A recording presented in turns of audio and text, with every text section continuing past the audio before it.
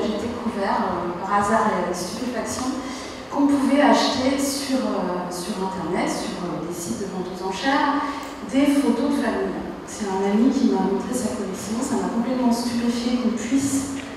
vendre ces photos, mais encore plus qu'on puisse en devenir propriétaire, en fait, puisque la photo de famille, c'est par définition la trace, le témoignage de souvenirs personnels, intimes, et qu'on puisse être propriétaire de photos d'inconnus me fascinait complètement. Le lendemain de ce dîner, où j'avais découvert ça, je suis allée moi-même sur eBay et j'ai tapé dans le moteur de recherche photos de famille. Et effectivement, là, il y avait des dizaines d'annonces de gens qui proposaient à la vente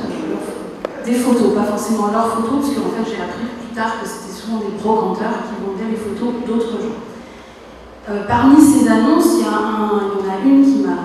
attirée, je ne sais pas trop pourquoi. C'est un monsieur du nord de la France qui vendait un lot de 250 photos, donc c'est énorme, venant toutes d'une même famille. Parmi ces photos, il y avait une soixantaine de Polaroid, et puis le reste, c'était du tout venant, le tirage pas numérique, justement, argentique, papier,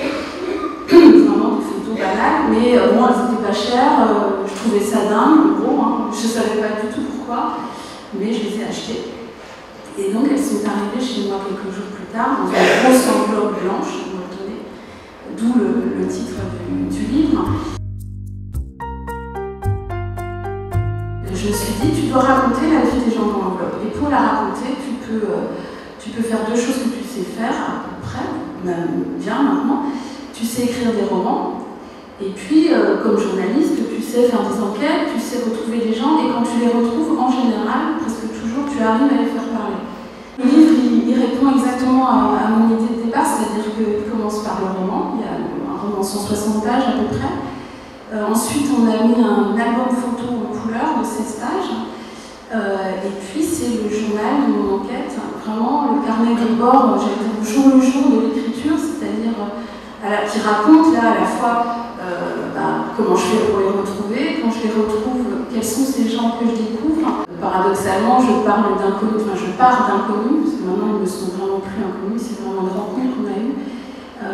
Je pars d'inconnus et j'arrive à faire sans doute le livre le plus personnel, de mon point de vue. C'est-à-dire que j'utilise dans cette deuxième partie du journal un jeu qui n'est pas du tout le jeu du romancier, qui est le vrai jeu de moi, avec toutes ses limites et autant d'honnêteté que possible. Oui, en fait, un soir que je dis chez Isabelle, elle me montre son enveloppe, elle m'explique son projet, et immédiatement je lui dis, ça me semble trop simple comme projet de roman. Il faudrait compliquer un petit peu ça. Moi,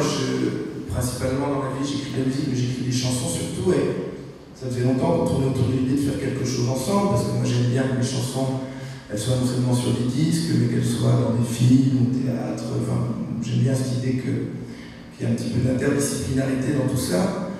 Et donc je lui propose quelque chose d'assez simple au départ, qui va se compliquer évidemment. Je lui dis, de la même façon que tu déroules ton roman entre un versant romanesque et puis un versant plus documentaire, ce serait peut-être amusant, partant de ton roman, que j'écrive des chansons originales, que je chanterai, et puis quand tu retrouves les gens, tu leur demandes, parce que c'est le cas dans toutes les familles, je crois, quelles étaient les chansons de leur famille, et puis on en ferait des reprises, comme ça on aurait un disque qui accompagnerait le livre,